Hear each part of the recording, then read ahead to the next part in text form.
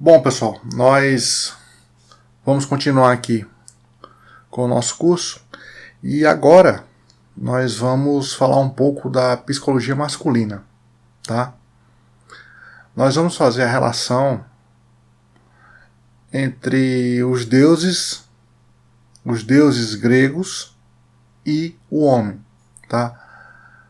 De que forma? Os deuses gregos, cada um representa um arquétipo, tá? E cada homem ele tem a possibilidade de ter traços desses deuses. Então, o que vai acontecer? Por exemplo, José. Tá? José está aqui fazendo o curso e está vendo a explicação dos deuses. Ele vai se identificar mais com algum deus, por exemplo, Zeus. Só que não quer dizer que tudo que Zeus venha a fazer, tudo que tenha no arquétipo, vai se manifestar em José. Então ele pode ter traços de Zeus, pode ter traços de Hermes, por exemplo, traços de Hades, tá? Mas mais predominantemente Zeus. E também um detalhe, quando eu falar dos deuses, que você se identificar com Deus não quer dizer que durante toda a sua vida você vai ser somente predominantemente determinado Deus.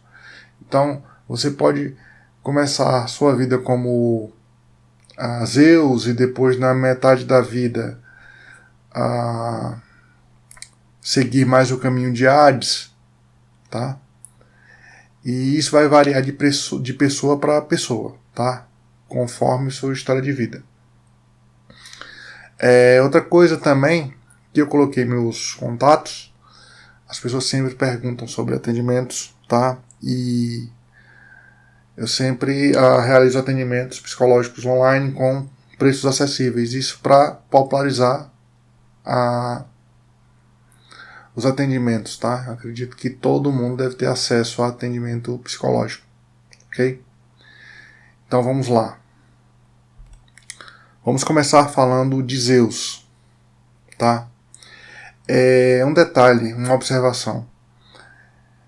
O curso aqui ele vai focar nos aspectos psicológicos, tá? Eu vou falar apenas alguns traços, algumas características fundamentais mais importantes de cada deus e eu vou focar nos aspectos psicológicos, tá? Se você quiser um curso de mitologia, quiser se interessar por mitologia, se interessa por mitologia e quiser aprofundar, então recomendo que você procure, tá? Livros de mitologia grega, fica a seu critério, tá? Aqui o foco vai ser os aspectos psicológicos da psicologia analítica, tá? Então, vamos lá. Zeus. A origem de Zeus, ele é filho de Rhea e Cronos, tá? Cronos é o deus do tempo, tá? E existia uma profecia segundo a qual Cronos seria vencido, seria derrotado por um de seus filhos. Então, para que isso não se cumprisse, ele, assim que copulava com Rhea e Rhea tinha um filho, ele devorava os seus filhos. Então ele devorou todos os seus filhos, tá? Só que quando chegou em Zeus, Rhea, em vez de dar Zeus para Cronos devorar, ele deu pedras. Então ele devorou uma pedra, como sendo Zeus, tá? E com isso, Zeus escapou desse destino de ser devorado pelo seu pai, ele cresceu e acabou derrotando seu pai e expulsando ele do Olimpo, tá? Segundo essa tradição clássica, como Cronos simbolizava o tempo e Zeus derrotou Cronos, com isso ele conferiu o atributo de imortalidade aos deuses da Grécia, tá? Então a partir disso os deuses ficam imortais, certo? Bom, ocorreu então a divisão dos reinos. Zeus ficou com o céu e a terra, Poseidon com os oceanos e Hades com o submundo, tá? Psicologicamente falando, o domínio do céu, ele representa uma atitude consciente, tá? De que o mais importante para os Zeus é o raciocínio lógico e a força de vontade. Essas duas características no arquétipo Zeus, tá? Que vai se manifestar, pode se manifestar no homem Zeus, é a alta força de vontade e a valorização do raciocínio lógico, tá? Bom, Zeus casou-se com a sua irmã Hera, tá? É a deusa dos casamentos. Só que Zeus, ele teve vários relacionamentos extraconjugais, tá? Então aqui novamente, não é que porque Zeus teve relacionamentos extraconjugais, você se identifica com Zeus, você deva ter relacionamentos extraconjugais. Isso fica a seu critério, tá? Sua responsabilidade. Ok? Então, aqui são alguns exemplos dos relacionamentos extraconjugais. Então, por exemplo, seu filho Hermes, tá? É fruto do relacionamento de Zeus com Maia. Dioniso, deus do vinho, é fruto do relacionamento de Zeus e Semele, que era uma mortal, tá? Afrodite, a deusa do amor, era a filha de Zeus com Dione, que era uma ninfa do mar, tá? Aqui está a foto de uma ninfa, tá? Uma ninfa seria uma representação feminina, uma representação espiritual feminina, tá? Onde ela seria tipo uma fada, só que sem asas, né? E extremamente delicada.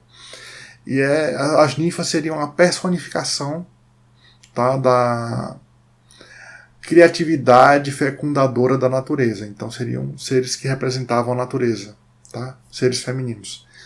E o outro exemplo aqui é de Zeus e Ganímedes, tá? Onde Ganímedes era o príncipe de Troia e Zeus levou ele para o Olimpo e se relacionou com ele, tá? Continuando aqui, importante falar do relacionamento de Zeus com seus filhos, né? Ele tem dois traços importantes quando se relaciona com seus filhos. O primeiro, ele tem a característica de ser protetor, tá? Então Zeus, ele foi o primeiro deus grego a ser o protetor dos seus filhos. Então o homem Zeus, ele tem essa característica de ser protetor dos seus filhos. Então, por exemplo, a Semele, a mãe de Dioniso, morreu porque ela viu Zeus. Então, como era mortal quando vê um deus, ele morre. E só que ela estava grávida. Então o que Zeus fez? Pegou o feto, tá? Que era Dioniso, costurou na sua própria coxa e esperou até ele se desenvolver e nascer, tá? Então ele levou o próprio filho na sua coxa, protegeu ele, tá? Ártemis, a sua filha, que iria se tornar a deusa da caça, né? Ele apoiou e deu para ela arcos, flechas, cães, etc. Tá? Por outro lado, Zeus também tem um aspecto sombrio, onde ele permitiu, tá? E deixou que sua filha Perséfone fosse raptada e estuprada pelo seu irmão Hades, né? E ela se tornou a rainha do submundo, tá? Então Zeus tem essas duas características. Zeus também é conhecido como o arquétipo do rei, tá? Isso é muito interessante. O homem Zeus, ele vai querer estabelecer um reino, tá? Isso é fundamental, isso é um dos traços que você vê logo quando é um Zeus, né? Ele tem o desejo, isso é um impulso muito forte nesse tipo de arquétipo. Ele quer estabelecer um reino. Nem que seja somente o seu lar. Ele vai ter alguma coisa que ele vai querer reinar, que ele vai querer dominar, tá? Nunca pode ser que ele não seja nem aquele empresário que tenha domínio sobre determinado setor da economia, mas pelo menos na casa dele ele vai querer reinar, tá? E ele vai querer se casar, ter um filho como sendo uma extensão de si mesmo. Então o filho vai ter, de um pai Zeus, vai ter que ser obediente, tá? E cumprir todas as ordens do seu pai. Isso vale também para a esposa do homem Zeus, tá? O homem Zeus vai querer que ela administre a casa conforme as ordens dele, tá? E ele vai dar todas as instruções, ela vai ter que cumprir essas ordens. Ok?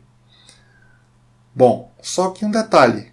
O homem Zeus, ele nessa questão de criação dos filhos e da casa, o envolvimento dele vai ser mínimo. Tá? É como se a família fosse somente para motivar aquela questão de reinado, da visão de reinado. Tá?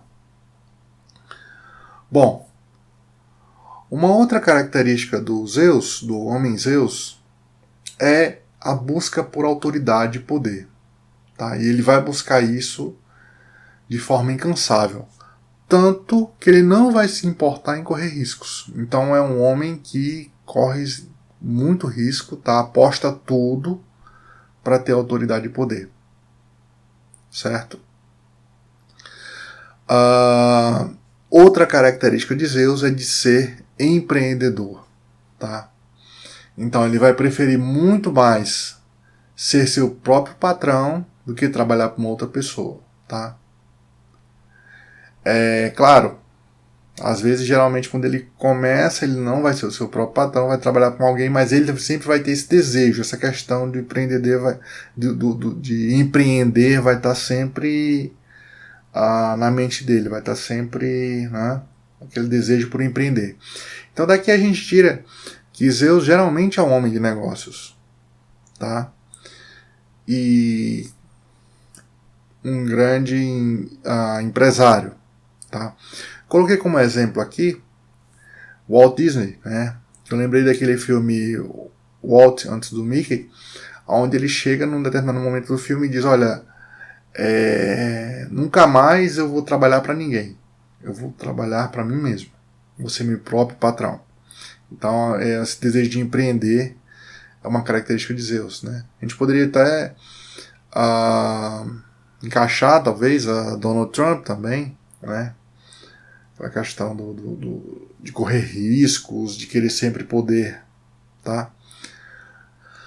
Uma outra característica de Zeus diz respeito a reinados hereditários, tá? Isso quer dizer o seguinte, que esse arquétipo se desenvolve também nesses reinados hereditários. O que isso quer dizer?